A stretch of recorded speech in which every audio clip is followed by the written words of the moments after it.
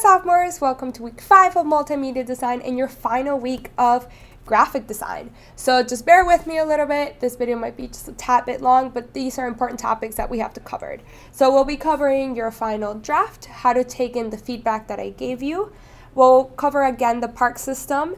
We'll do a little walkthrough of Illustrator and Photoshop, and then we'll walk through to Canvas so you feel ready and prepared to turn in this final project.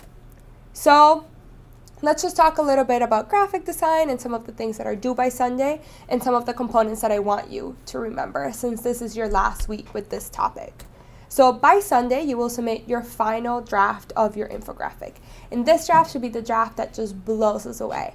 Along with that, one thing that I want you to be aware since the beginning is that for this final draft, those paragraphs that you wrote for your first draft should be gone by now. So at this point, I know that you understood your data, so we don't need them anymore. Along with that, you'll have a week 5 quiz, and it's again just the same type of quizzes we've been having. It's just kind of a quiz for you to write what you feel like you learned or what you feel you wish you would have had more time on, so I can keep those things in mind moving forward.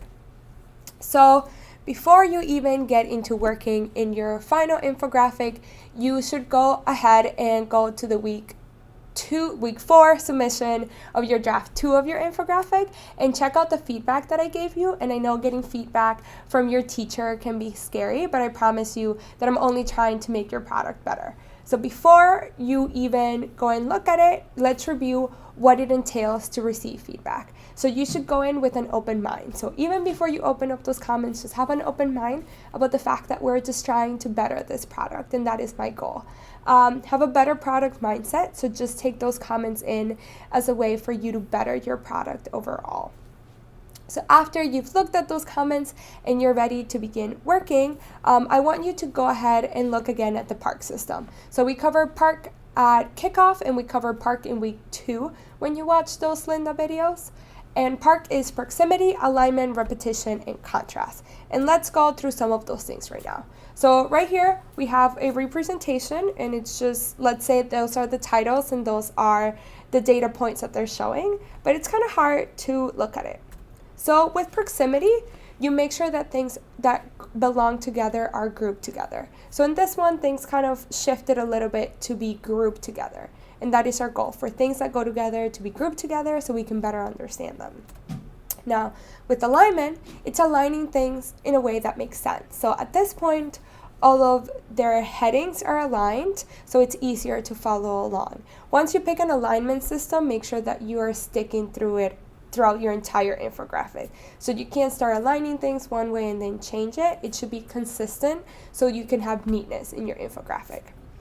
So repetition just kind of wants you to have this cohesive group of things. So if you look at it, they kind of repeated the same shapes for their representation, and it works the same way in your infographic. So you may have repeated some of your representations, you repeated your color scheme, and it's just so that it makes it a cohesive project. And then in contrast, it's just making sure that you're picking colors and being aware of colors that make each other pop out and colors that are going to have a good tint together. So remember that this is all about visual representation, so we want it to be appealing to the eye. So let's walk through Illustrator and Photoshop to cover some basic things that you may need for your project. So I'll start with Photoshop.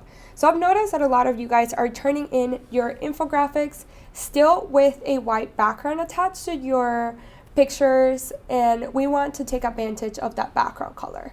So once you have your picture, you take it into Photoshop, and the first thing you do is that you unlock your layer. And if you remember, if you hit W on your keyboard, that will give you quick selection tool and your magic wand tool. I'm going to be working with your magic wand tool. And just remember that you click off on the colors and sections that you don't want, you hit backspace or delete, and it gets rid of them. Obviously, I'm going kind of fast and I'm not going to finish in this tutorial, but I want you to take the time to be aware of those little details in your pictures and to make sure that you're getting rid of all of those extra space that you don't need. So once you completely finish it, you will go File, Save As, and you will make sure to save it as a PNG. PNG just retains those transparency background properties, and that's exactly what we want to have. So you would hit Save, and you would have it all saved, and now you could bring it into Illustrator and you can put it into your infographic. Once your infographic is completely done, I want you to go File, and mine looks a little bit different, and that's okay. And yours will say Export and then Save for Web. Mine just says Save for Web, but it's the same thing. So saving for web just kind of optimizes all of the dimensions, and it makes sure that you have the highest quality, and that's what we want to have. So you will change it from a GIF to a JPEG, and then you would say Save, and then you would have it saved as a JPEG, and this is the file that you're going to turn into Canvas. So make sure that it's only the JPEG, that it's saved for web, that you're turning into Canvas. I don't want your Illustrator file. I can't see your overall picture through that. So make sure that it's just a JPEG that you're turning in. So next, let's again go and review a little bit of Canvas and what your week looks like, just so that you know. So once you go in, you'll have your week 5 video, which is a video you're watching right now. Then you'll have your final draft infographic submission activity prompt. And you should already remember this activity prompt because you already saw it at kickoff. So it again just goes through the steps that you need and what you included in your infographic. And the one thing that I want to draw your attention to is your requirements. So I want to make sure that you're aware of those so you can get full points. So you should have your banner with the title for the infographic, and we already made your banners at kickoff, so that should be easy to have. You should have your own illustration to represent the data. You should have all 3 schools that you research. You should have at least 3 points of data of comparison across the 3 schools, and I'll emphasize at least because I know some people wanted to do more than 3, and that's fine. And each school should be visually represented, so whether that is with their color scheme, with their logo, with their mascot, with their symbol, whatever it is that you want to have for that school to be visually represented, it just needs to be in there.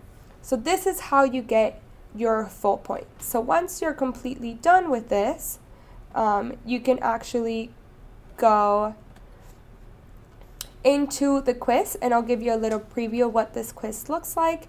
So again, it's just questions. So it's just for you to write down 2 to 3 things that you learned throughout this unit, and 2 to 3 things that you're still unsure about infographics or graphic design. And I'll be taking in that feedback. So when we do choice sessions all the way in the spring, we may be having a graphic design class just for you to learn this topic better. And once you submit this quiz, you will be completely done for this week, and we will be moving on from this unit. So are there any questions at this time? Yes. So this is my last chance to work on my infographic, and after this review, I feel like I understand Illustrator and the park system a lot better. So can I make a lot of changes to my final, or do you want me to just make the minor changes? You should definitely be making as many changes as you want. So if you feel like you have a better understanding of the system, go ahead and make all of the changes that you can get done in this week. I want to see that you've improved and learned throughout the unit, and that's what I'm going to be looking at when grading your infographic. So that certainly helps. Yes? So when I use Photoshop and I open a picture and it's locked, I sometimes, by clicking the lock, it doesn't unlock it. What can I do for that? You can either click the lock, and if the lock doesn't work, you can right-click, and you'll be able to unlock your layer. And that way you can just start working with the background. Okay. Yes.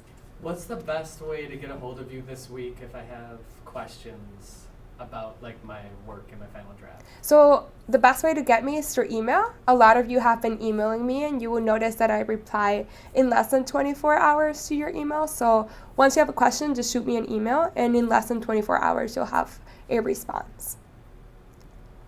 So if there's no more questions at this time, that's all for this week, and see you next week.